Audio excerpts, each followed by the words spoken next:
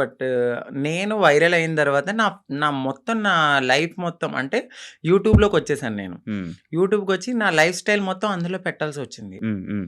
ఆ టైంలో ఏంటంటే ఏదో ఒక కంటెంట్ అనేది హ్మ్. ఒక వీడియో రూపంలో నేను మెసేజ్ ఇవ్వడం అనేది జరిగింది. సో, అదైతే కావాలని చేసింది కాదు. అంతే బాండింగ్ ఉండేది ఇద్దరి హ్మ్. హ్మ్. మధ్యన. హ్మ్. హ్మ్. సడెన్‌గా కొన్ని రీజన్స్ వల్ల విడిపోయాం. హ్మ్. ఎందుకు విడిపోవాల్సొచ్చిందంటే ఒకటి ఫ్యామిలీ యాక్సెప్టెన్సీ సరిగ్గా లేదు. హ్మ్. తనకి వాళ్ళ ఫ్యామిలీ. వాళ్ళ ఫ్యామిలీ హ్మ్. యాక్సెప్టెన్సీ హ్మ్. హ్మ్. అస్సలు లేదు. హ్మ్. ఇంకొకటి నేను ముందుగానే చెప్పాను. హ్మ్. నేను హ్మ్. ఎప్పుడైతే నేను మా అమ్మగారికి ఇల్లు కడతానో, సో, అప్పటి వరకు ఆగమనే చెప్పాను. హ్మ్. దాన్ నేను అప్పటి వరకు నేను కొంచెం కష్టపడాలి. హ్మ్. ఇప్పుడు నువ్వొచ్చావు గదా! అని నేను రాలేను. ఎందుకంటే హ్మ్. ఇట్లనే అవుతది. హ్మ్. ఆఫ్టర్ బ్రేకప్ అవును. అయిపోతది. సో, నేను మళ్ళీ నా పాస్ట్‌కెళ్ళలేను గాబట్టి హ్మ్. కొంచెం టైమ్ ఇవ్వు అని జెప్పాను. హ్మ్. ఆ అబ్బాయి అన్నీ ఓకే అన్నాడు. హ్మ్. హ్మ్. నేను కమ్యూనిటీ వర్క్స్ చేస్తానని చెప్పాను. ఇలా కమ్యూనిటీలో ఉంటాను కొన్నాళ్ళు. మనం సెటిల్ అయ్యే వరకు.